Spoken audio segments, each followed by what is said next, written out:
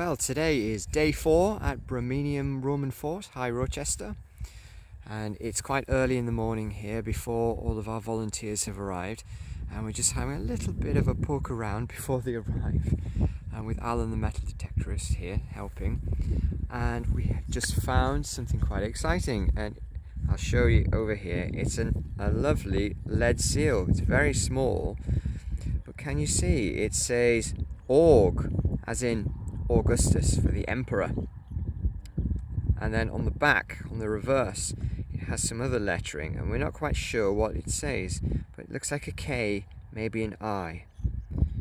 Now it could be like a unit seal, something like that, but a lovely thing, and encouraging that we're finding it over in Trench 2 near our building, which I shall show you in a minute.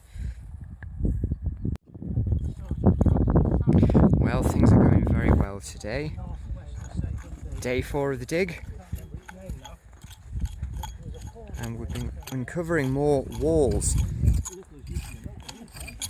in the main trench, Trench 2, and this is Terry.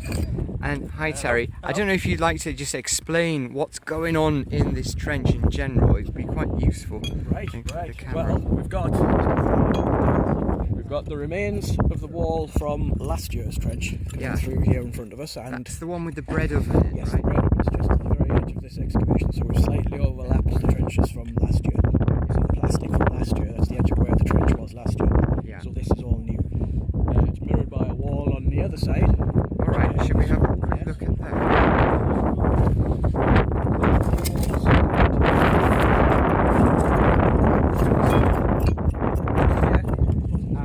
And just there on the other side.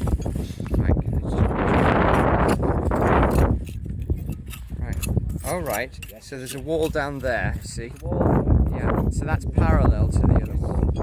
all to this later surface or levelling the bottom. Alright, yeah. The end of the wall is marked by here, Yeah. which as you see is just directly opposite the wall on the other side, so it looks at the moment as if it's a large open-ended building, like a warehouse or a barn or something like that, probably. Right. Infitting for a military annex. Open-ended at one end or both ends? At the other end, when we did that last year, seemed to have like a loading bay and piers and stuff, so it was probably partially open to the side for big waste material out. There was large amounts of material on the other side of the building last year. So open potentially at both sides, but mostly at this side. Right. And facing towards the inside of the fort. Fantastic. And then over here where these fellas are digging, I think the thinking is that this is a later building, later Roman. Very good. Well, there have been fewer finds today as we've taken off the topsoil.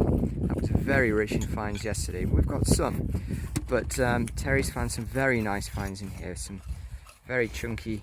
Is that amphora? There's a large fragment of amphora. Yeah. Towards the top of the amphora where the neck is, and a bit of what would be the base of the amphora. Oh yeah. Down here as well. Some black burnishware, standard cooking pots. Yeah. And a nice piece of glass. Ah, it's beautiful decorative. Now this would be part of the handle of the glass. Would go more or less like this. Yeah. So we'd have the body of the bottle here, and a neck coming up around here, and this handle would curve around. Wow, it looks so modern, doesn't it? It's incredible. Nice footing on the glasswork there. Yeah. So it's a nice piece. Fantastic. Okay, we're very lucky to have Professor Jim Crow here today, helping us dig. Jim is a veteran of High Rochester. When were you here, Jim? We were here in the 1990s for 5-6 seasons with students from Newcastle University. Wow. Fantastic, digging at the fort and in the annexe as well. We dug a little bit in the fort, but principally we dug to the east of the fort and also in the field where you're digging now, but only a few small trenches. And so what you've been finding here over the last few years is just so exciting. It's so much more complex than we could ever imagine. So it's been really exciting coming and visiting over the years. It's amazing seeing so many high status finds. You wouldn't really expect it necessarily in a potential vicus like this. No, it's strange. I mean, one option is that the high status material is simply deriving from the fort, is being dumped out here at a phase when maybe they're making floor levels up, or they're abandoning areas or something like that, because the finds that I've seen are actually very unabraded.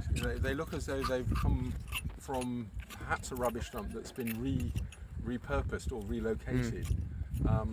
And that's one option. Otherwise, there is this interesting idea that if this is, if we don't know the purpose of this annexe. It's not a vicus as such. It's an annexe. Yeah. It's a defended area adjacent to the fort on the side away from the main road. So it has a slightly different function to, as you'd expect a vicus to have. But then, for instance, on the Antonine Wall, all of the forts, unlike the forts on Hadrian's Wall with one exception, all of the forts there have annexes, and it would be interesting to compare the sort of structures you find in those annexes with the sort of structures that you're finding here. That's, I think, probably a better comparison. Yeah. And it's also worth recalling that the stone fort at Rochester isn't actually, it isn't in occupation so far as we know during the Hadrianic period, so during the period of Hadrian's Wall. It's reoccupied when the Romans advance into Scotland under Antonine Spires to construct the Antonine Wall. And then, of course, it remains in occupation well into the 4th century, whenever that is. So some analogy with the Antonine Wall may be certainly in its first phases. But then, of course, there is an earlier fort here on the line of Deer Street, which goes back to the period of the first period of the conquest of the north by Agricola and the decades after that. Fantastic. A bit more research required. There's lots of questions here, and it's interesting that over the years, quite small-scale excavations have produced some really very interesting results. But you have always got to remember, High Rochester has the claim of being the first ever fort in the Roman Empire to be excavated and to produce a plan, and that was in 1852. Yes. Goodness me! Wow, excellent. Thank you very much. Hi Terry, you were thinking that this might be a later building down here. Is that right? Yes. Well, the reasoning for that is that it's built into a layer which overlies the building that we uncovered last year. You see this yellow layer that's all over there. We think that's yellow and grey, which we think is possibly the remains of rampart material from one of the enclosure ditches around the feature. And this building sits on top of that material, so obviously it's later than that building. It's also on a different alignment, and unfortunately it doesn't seem to survive to any great extent. It's immediately covered by this grey layer that you can see everywhere around here. This grey layer is across the entire site. It's full of pottery, and it's the layer we associate with the demolition and final phases of the Roman occupation. It's a spread, just levelling everything up just in between that and the topsoil. The stones don't look as good a quality They're either. really not. If you look down at those ones down there, they're nicely squared, they're a big size, they're nicely faced, proper, what you would say, Roman military style stones. Exactly. These are rough cobbles, hand size, easy to build with, easy to make something quickly with. And it seems like a much less impressive structure, but So maybe for less impressive purposes. Just we a need small some building. dating evidence, some We do. artifacts We or do. anything like that. Unfortunately, I'm not entirely sure we will, because it doesn't seem to survive to a great extent, but you never know. We can only find out by digging it. Fingers crossed. Thanks. We have about at least 14 trays full of really good pottery like this. And Bob up here is starting to clean some. How's it going, Bob? It's going well. One piece of Simeon ware with a maker's mark on it. Oh, Which really? will help us to identify who made it and when it was made. Which piece is that? Oh yeah, see? Wow.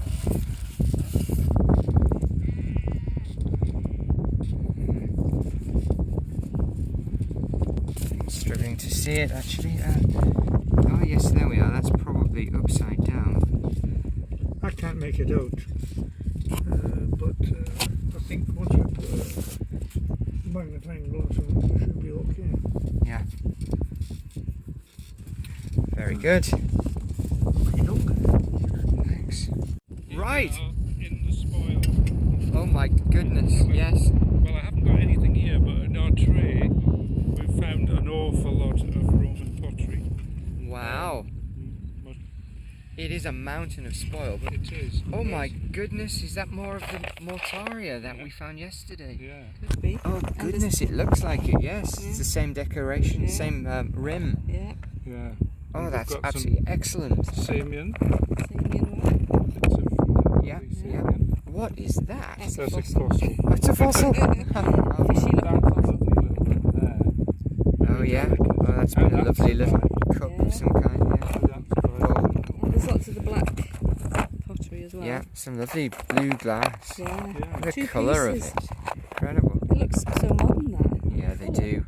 Have you seen what the glass that Terry found? It's like got a flare on it, like on a handle. It's Ooh. gorgeous. I don't know what that is. That's Anyway, I think it's, that's just one tray. There's another one down there. yeah, which got lovely. Down here. Yeah.